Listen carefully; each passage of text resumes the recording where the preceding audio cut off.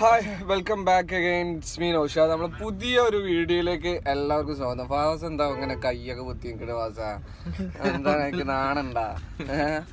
നമ്മള് ചങ്കളൊക്കെ കൂടിയ ഒരു വ്ളോഗ്, ഒരു ട്രിപ്പ് പോവാണ്, ചെറിയ ഒരു ലോ ട്രിപ്പ്. സോ ഇന്ന് പോണത് എവിടേക്കാന്ന് വെച്ചിട്ടുണ്ടെങ്കിൽ ഫാസ് നൈസായിട്ട് അവിടെ നിന്ന് ചിരിക്കുന്നുണ്ട്. ഓക്കെ, നമ്മൾ പോകാൻ ഉദ്ദേശിക്കുന്നത് എവിടെയാണ്? ആനപ്പന്തി അല്ലേ? ഗുരുവായൂർ ആനപ്പന്തി. ആനകളെ പോയിട്ട് ഒന്ന് കാണുക, ആനകൾക്ക് എന്തെങ്കിലുമൊക്കെ ചെറുതായിട്ടൊന്ന് വാങ്ങിക്കൊടുക്കുക, ഒരു ജീവിതാഭിലാഷം. എന്താ ജുനൈദ്, എന്താ പറയാളേ? ഓക്കെ, സോ അതാണ് നമ്മളെ ഡ്രൈവർ സുഗു പറഞ്ഞത്. നിസാർ അഹമ്മദാണ് ഇപ്പൊ നമ്മള് വണ്ടി ഡ്രൈവർ. എന്താണ് ഓക്കെ. പിന്നെ അത് നമ്മളെ ബോസ് ഉണ്ട്, റഫീഖ് ഭായ്, ഒരു ഹായ് കൊടുത്തോളാം. ഓക്കെ, അപ്പൊ നമ്മള് നേരെ ഗുരുവായൂർ ആനപ്പന്തിയിലോട്ട്.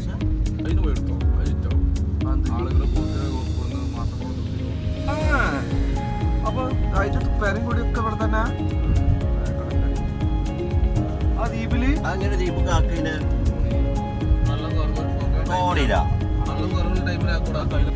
എലിഫന്റ് ഫോർട്ട് അഥവാ ആനക്കോട്ട. ശരിക്കും ഇപ്പോൾ നമ്മൾ ആനക്കോട്ടയിലേക്ക് കയറാൻ ടിക്കറ്റ് എടുത്തിട്ട് എൻട്രൻസിലോട്ട് എത്തിയിട്ടുണ്ട്. ഗുരുവായൂർ ക്ഷേത്രത്തിൽ നിന്നും 2 കിലോമീറ്റർ മാറിയാണ് ഈ ആനക്കോട്ട എന്ന് പറയുന്ന സ്ഥലം. ഗുരുവായൂർ ക്ഷേത്രത്തിൽ നടക്കിരുത്തുന്ന ആനകളെ പരിചരിക്കാൻ, അതിനെ കെയർ ചെയ്യാനൊക്കെ ഉള്ള ഒരു സ്ഥലമാണ് ഈ ആനക്കോട്ട എന്ന് പറയുന്നത്. So welcome back again. നമ്മൾ ഇപ്പോൾ എത്തിയിട്ടുള്ളത് ഗുരുവായൂർ ആനപ്പന്തിയിലാണ്. ആനക്കോട്ട എന്നൊക്കെ പറയും. ഇവിടെ ഒരുപാട് ആനകളുണ്ട്. അതിലിപ്പോൾ നമ്മളെ ബാക്കിൽ കാണുന്ന ആനല്ലേ, അത് സംഭവം എന്താ വെച്ചിട്ടുണ്ടെങ്കിൽ മതപ്പാട് ഇളകിയിട്ട് അതിന് ഒരു പ്രത്യേക വലയൊക്കെ കെട്ടിയിട്ട് ശുശ്രൂഷിക്കുന്ന ഒരു കാഴ്ചയാണ് നമ്മൾ കണ്ടുകൊണ്ടിരിക്കുന്നത്. സോ ഗുരുവായൂരത്തെ ഓരോ ആനകളുടെയും വിശേഷങ്ങൾ ഇങ്ങനെ പതുക്കെ നമുക്ക് ഇങ്ങനെ നടന്ന് കാണാം. ആനകളുടെ ഗുരുവായൂരത്തെ നടക്കിരുത്തുന്ന ആനകളൊക്കെ കൊണ്ടുവന്ന് ശുശ്രൂഷിക്കുന്ന ഈ ഒരു സ്ഥലത്തെ കുറച്ച് നല്ല വിഷ്വൽസും കുറച്ച് നല്ല കാഴ്ചകളുമായി നൗഷാദ്. നമുക്കപ്പോൾ വീഡിയോയിലേക്ക് ഇങ്ങനെ പോകാം. ഓരോ വിഷ്വൽസും സംഭവങ്ങളെ കുറിച്ചിട്ടും നമുക്ക് ഇങ്ങനെ ഡിസ്കസ് ചെയ്ത് പോകാം. ഓക്കെ, ഈ ആന മതപ്പാടിലാണ് അപകടങ്ങൾ കേൾക്കുന്നതിന് സന്ദർശകരെല്ലാം നമ്മൾ ഈ കണ്ടോണ്ട് നിൽക്കുന്ന ഈ ആന ശരിക്കും മതപ്പാടിൽ നിൽക്കുന്ന ഒരു ആനയാണ്. മതപ്പാടിൽ നിൽക്കുന്ന ആനകൾക്ക് പ്രത്യേക പരിചരണം ആവശ്യമാണ്. സാധാ ആനകളെ പോലെ എല്ലാവരും എപ്പോഴും ഒരു അക്രമാസക്തമായിട്ട് നിൽക്കുന്ന ആനകളാണ്.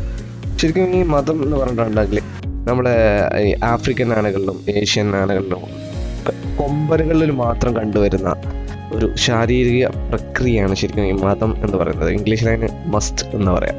ഈ ചെവിക്കും കണ്ണിനും ഇടയിലായിട്ട് തൊലിക്കിടയിൽ കൂടി ഒരു ഗ്രന്ഥി ഇങ്ങനെ വീർത്ത് വലുതായി വരികയും അതിൽ കൂടി ഒരു എണ്ണ പോലത്തെ ഒരു കൊഴുത്ത ദ്രാവകം ഇങ്ങനെ ഒഴുകി വരുന്നതാണ് ശരിക്കും ഈ മതം എന്ന് പറയുന്നത്. ഈ ഒഴുകി വരുന്നത് കാണുമ്പോൾ തന്നെ നമുക്ക് മനസ്സിലാക്കണം ഇവർക്ക് മതപ്പാടിൻ്റെ ലക്ഷണങ്ങളുണ്ട്. ശരിക്കും ഇവ ഇണചേരാൻ ആഗ്രഹിക്കുന്ന സമയത്താണ് ഈ ഒരു സംഭവം വരിക. ഇതിൻ്റെ ഒരു കാലാവധി എന്ന് പറയുന്നത് ഏകദേശം 15 ദിവസം മുതൽ 3 മാസം വരെയൊക്കെയാണ് ഇതിൻ്റെ ഒരു കാലാവധി. ഈ സമയത്ത് ആനകൾക്ക് പ്രത്യേക പരിചരണം കിട്ടേണ്ട ഒരു സമയമാണ്. അവർക്ക് അവരുടെ ഇണചേരാനുള്ള സംഭവങ്ങളൊക്കെ സെറ്റാക്കി കൊടുക്കലൊക്കെ ഈ ഒരു കാലത്താണ്. ഈ തണുപ്പ് കാലത്താണ് ഇവർക്ക് പ്രത്യേകിച്ച് ഇങ്ങനൊരു സംഭവം കണ്ടുവരല്. അപ്പോൾ നമുക്ക് അവർ പല ആക്ഷൻസുകൾ കാണിക്കും. ചിലപ്പം അടുത്തുണ്ടാകുന്ന സാധനങ്ങൾ എടുത്തിട്ട് എറിയും, പാപ്പാൻ്റെ കാല് പിടിച്ചിട്ട് തറയിലടിക്കും. അങ്ങനത്തെ ഭയങ്കര ഒരു പ്രത്യേക സംഭവമാണ്. ശരിക്കും ആനകളൊരു പാവപ്പെട്ട ജീവിയാണ്. പക്ഷേ ഈ ഒരു സമയത്ത് ആനകളെ പ്രത്യേകം ശുശ്രൂഷിക്കേണ്ട ഒരു സമയമാണ്.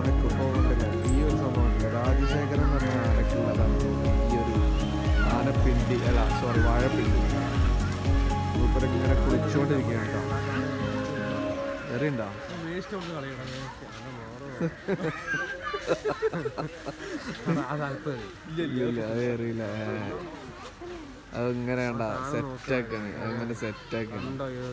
ഏറിയാനൊന്നുമില്ല ഇതൊക്കെ. എനിക്കെന്താ നമ്മളെ ഇവനും ഏകദേശം മതപ്പാട്ടിലാണ്. നമുക്ക് കുളിക്കാൻ വേണ്ടിയിട്ട് അവിടെ ഒരു പൂളുണ്ട്. നമ്മളെ കണ്ടതിന് ശേഷം എന്തുകൊണ്ടല്ലേ.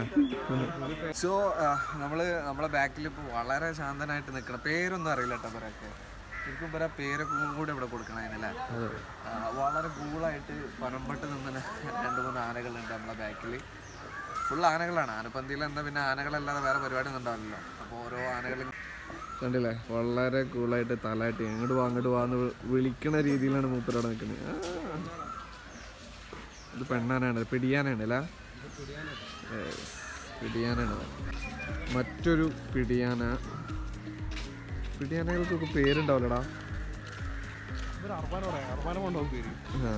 എല്ലാവർക്കും കുളിക്കാനൊരു പോണ്ട് ഉണ്ട് കേട്ടോ അവിടെ. ആളും വളരെ കൂളായിട്ട് നിൽക്കുന്നുണ്ട്. പിടിയാന, കൊമ്പില്ലാത്തൊക്കെ പിടിയാന അല്ലേ. ഗുരുവായൂരത്തെ ആനപ്പന്തിയിലെ വായകളാണ്. അതായത് ആന വന്ന് ചാമ്പൂന്ന് പിടിച്ചിട്ട് ഒറ്റൊന്നിനും തടിയില്ല. ടെൻഷന് വന്ന് ചാമ്പൂ എന്നുള്ള ടെൻഷനോണ്ടാന്ന് തോന്നുന്നു അല്ലേ. ഒരു വാഴക്കും ഒരു തടിയില്ല. വീണ്ടും ഒരു പിടിയാന, കൊമ്പില്ലാതെ ഒറ്റക്കാലിൽ നിൽക്കണല്ലോ അത്.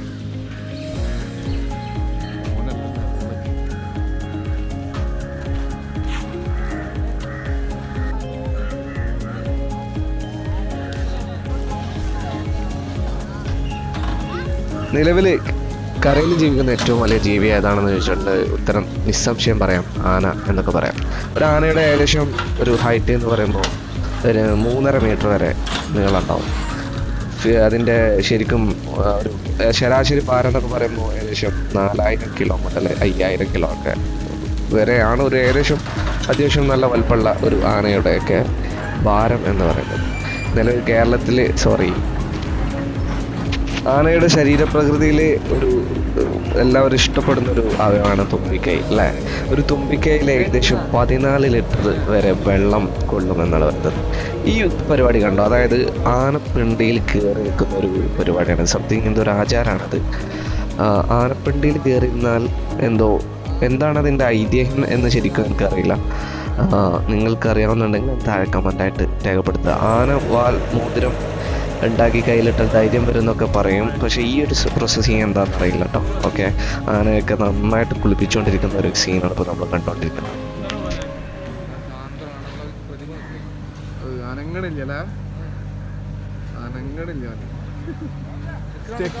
നിൽക്കുന്നല്ലോ. ഉറങ്ങിയ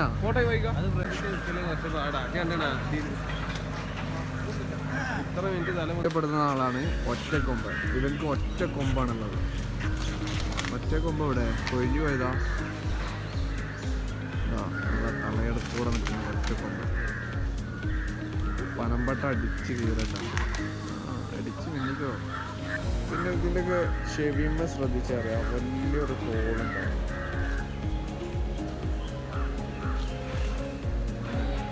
ആ ഒരു സൈഡിലുണ്ടല്ലോ വലിയൊരു ഹോള് ഉണ്ടല്ലോ ചെവി.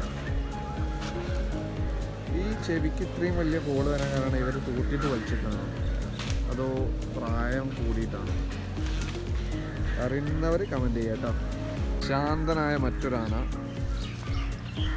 ഇവിടെ ഇങ്ങോട്ട് നോക്കിയാൽ ഇവിടെയാണ്. ആനനെ കാണാൻ വന്ന ഒരുപാട് ആൾക്കാർ. ഇവിടെ മറ്റൊരാൾ. എല്ലാവരും ഇങ്ങനെ ആടിക്കൊഴഞ്ഞ് പനമ്പട്ടടിക്കുള്ള പരിപാടിയാണ്.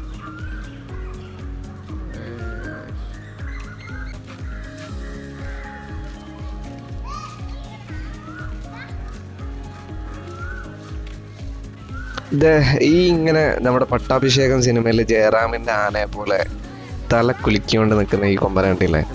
ഇവന് ശരിക്കും നമ്മുടെ സുരേഷ് ഗോപി സാർ, നമ്മുടെ സിനിമാ നടനായിട്ടുള്ള സുരേഷ് ഗോപി സാർ നടത്തിയ ആനയാണ്. ആള് കുറച്ച് ഡേഞ്ചർ ആണെന്നാണ് ഇപ്പോൾ അവിടെ ഉണ്ടായിരുന്ന സെക്യൂരിറ്റി ഗാർഡ് പറഞ്ഞത്. കാരണം 2 ദിവസം മുന്നേ ഒരു പാപ്പാനെ ജസ്റ്റ് ഒന്ന് കയ്യിൽ, അതായത് തുമ്പിക്കൈയിലൊന്ന് കോരാൻ നോക്കിയതായിരുന്നു. ആ പാപ്പാൻ ജസ്റ്റ് എസ്കേപ്ഡ് ആയെന്ന് എന്നാണ് പറഞ്ഞത്. സോ ആനയുടെ സ്വഭാവം നമുക്ക് എപ്പോഴും പ്രവചിക്കാൻ കഴിയില്ല. ഏത് നിമിഷവും മാറാവുന്ന ഒരു സ്വഭാവം തന്നെയാണ്. ഇപ്പം ഇങ്ങനെ ആടി ഇങ്ങനെ നിൽക്കാം.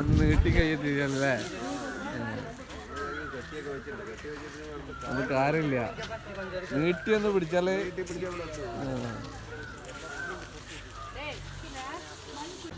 ഈ ആനപ്പണി എന്ന് പറഞ്ഞാൽ അത്യാവശ്യം ഡേഞ്ചർ പണിയാണ് അല്ലേ?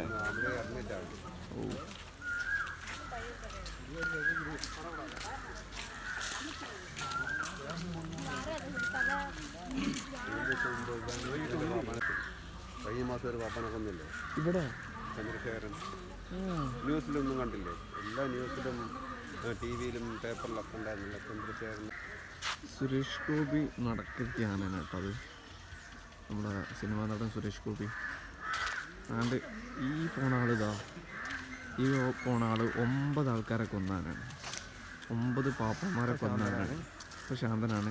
അതേപോലെ ഈ ഒരു സംഭവമല്ലേ, ഇതാണ് ഈ ആനകൾക്ക് ട്രീറ്റ്മെൻറ്റൊക്കെ ചെയ്യാൻ വന്നിട്ട് ഇതിൻ്റെ ഉള്ളിൽ കൊടുത്തിട്ടാണ് ട്രീറ്റ്മെൻറ്റും സിറിഞ്ച് കാര്യങ്ങളൊക്കെ ചെയ്യൽ. കാരണം ഇത് മണ്ണൊന്നും ഇല്ലാതെ ഇതിൻ്റെ ഉള്ളിൽ ഇരുത്തിയിട്ടാണ് പിന്നെ സിറിഞ്ചും കാര്യങ്ങളൊക്കെ ചെയ്യുന്നത്. ദേ ഈ ആടി ആടി പോകുന്ന ഇവനെ കണ്ടില്ലേ? കണ്ടാ പറയോ 9 ആൾക്കാരെ കൊന്നൊരു എന്താ പറയുക കഥയിലെ ചരിത്ര പുരുഷനാണ്. ചരിത്ര പുരുഷൻ എന്നൊക്കെ വെറുതെ പറയണ്ട, 9 ആൾക്കാരെ കൊന്നെന്നൊക്കെ പറഞ്ഞാൽ ഭയങ്കര ടെററാണ്. എൻ്റെ സംശയം അതല്ല, ഇപ്പോൾ 9 ആളെ കൊന്ന് എന്ന് പറയുമ്പോൾ 10ാമത് എന്ന പാപ്പാന് എങ്ങനെ ഈ കാര്യം ആ ഒരു ആനനെ മേയ്ക്കുക? എന്തായാലും കുറേ കുട്ടികൾ മദ്രസയിൽ നിന്നൊക്കെ ടൂർ വന്നിട്ടുണ്ട് ഈ ആനപ്പന്തി കാണാൻ. അപ്പോൾ ഈ ഒരു ക്വസ്റ്റ്യൻ നിങ്ങൾ ഉത്തരം പറയാം. അത്രയ്ക്ക് റിസ്കി ആയിട്ടുള്ളൊരു ജോബാണ് ആനപ്പാപ്പ എന്നുള്ള പരിപാടി അല്ലേ? 9 ആൾക്കാരെ കൊന്ന് നിൽക്കുന്ന ഒരു ആനൻ്റെ മുന്നിൽ പോയി നിൽക്കണ്ടേ 10ാമത് വരുന്നൊരു പാപ്പാൻ. സോ ഒരു ആനനെ റെസ്പെക്റ്റ് ചെയ്യുന്നത് പോലെ ഒരു പാപ്പാനെ റെസ്പെക്റ്റ് ചെയ്യാം. സോ എന്തായാലും നമ്മുടെ 9 ആൾക്കാരെ കൊന്ന ആന പനപ്പട്ടൊക്കെ എടുത്ത് സെറ്റായിട്ട് വന്നിട്ടുണ്ട്. മൂപ്പർക്ക് ഇനി പോയിട്ട് ഒരു കുളിയൊക്കെ കുളിച്ചിട്ട് ഈ പനമ്പട്ട അടിച്ച് കയറ്റാറാണ്. അപ്പോൾ നമ്മൾ ഏകദേശം ഈ ഗുരുവായൂരിലെ ആനപ്പന്തി മൊത്തം ഒന്ന് കറങ്ങിയിട്ടുണ്ട്. ഇത് ഫൈനൽ 1 ആണ് ഇവൻ. അപ്പോൾ ഇവന് നന്നായിട്ട് എന്താ പറയുക കുളിപ്പിച്ചിട്ട് തീറ്റ കൊടുക്കാനുള്ള പരിപാടിയാണ്. അപ്പോൾ മൂപ്പരങ്ങനെ കുഴഞ്ഞു പോട്ടെ, ആടിക്കുഴഞ്ഞു പോട്ടെ അല്ലേ. 9 ആൾക്കാരെ കൊന്നൊരാനയൊന്നും നമുക്ക് കണ്ടാൽ അങ്ങനെ പറയാൻ പറ്റില്ല. ആന ഒരു ടെററാണ്. പക്ഷേ ആനനെക്കാട്ടി ടെററായ മനുഷ്യന്മാർ ആനനോട് കാട്ടുന്ന ചില ക്രൂരതകൾ കൊണ്ടാണ് ആന അങ്ങനെ ടെററാവുന്നത് എന്നാണ് നമ്മളൊക്കെ മനസ്സിലാക്കി വെച്ചിട്ടുള്ള കാര്യം. ഓക്കെ, ആനകളെ കൊണ്ടുപോകുന്നതിനുള്ള ലോറി വാടക നിരക്കുകളല്ല. മിനിമം നിരക്ക് 4550 രൂപ കിലോമീറ്റർ വരെ. പിന്നെ ഓരോ കിലോമീറ്ററിന് 150, പിന്നെ ഹാൾട്ട് നിരക്ക് 1450. ഓക്കെ, ഇവിടുത്തെ ഒരു പോണ്ടാണ്, ഒരു കുളമാണ്. ആനനെ വന്ന് കുളിപ്പിക്കല്ല, അതില് കുളിപ്പിക്കാനുള്ള പോണ്ടാണ് കേട്ടോ. ഫുൾ വെള്ളമാണ്. ഇതിലൊന്നുകൊണ്ട് ഇറക്കിയാണ്ടാണ് കുളിപ്പിക്കാണ്ടാണ്. ഈ ആനക്ക് വേറൊരു പ്രത്യേകത കൂടെ ഉണ്ട്. അതായത് ഏഷ്യയിലെ ഏറ്റവും വെയിറ്റ് കൂടിയ ആന, ഏറ്റവും ഭാരം കൂടിയ ആന എന്നുള്ള പേരിൽ അറിയപ്പെടുന്ന ആനയാണ് കേട്ടോ. 7 ടണ്ണോളം നീളം വരുന്ന ആനയാണ് കേട്ടത്. വെയിറ്റിൽ ഏറ്റവും വെയിറ്റ് കൂടിയ ആന നന്ദൻ, ഗുരുവായൂർ നന്ദൻ എന്നാണ് ഇതിൻ്റെ പേര്. ഓൾമോസ്റ്റ് മതപ്പാട് ഇളകിയിട്ട് നിൽക്കുകയാണ്. സോ ആനക്കാര്യങ്ങളും ആനവിശേഷങ്ങളും പറഞ്ഞ ഈ കുഞ്ഞു വീഡിയോ ഇവിടെ എൻഡ് ചെയ്യാൻ പോവാണ്, അവസാനിക്കുകയാണ്. സോ നിങ്ങൾക്ക് ഈ വീഡിയോ ഇഷ്ടപ്പെട്ടിട്ടുണ്ടെങ്കിൽ തീർച്ചയായും ഒരു ലൈക്ക്, ഒരു കമൻറ്റ്, അത്രേ ഉള്ളൂ. കൂടുതലായിട്ടൊന്നും നമ്മൾ ചെയ്യുന്നില്ല. സബ്സ്ക്രൈബ് ചെയ്തിട്ടില്ല എങ്കിൽ സബ്സ്ക്രൈബ് ചെയ്യുക. ഓക്കെ, ഒരു പുതിയ വീഡിയോയുമായി കാണാം. ശ്രീ നൗഷാദ്.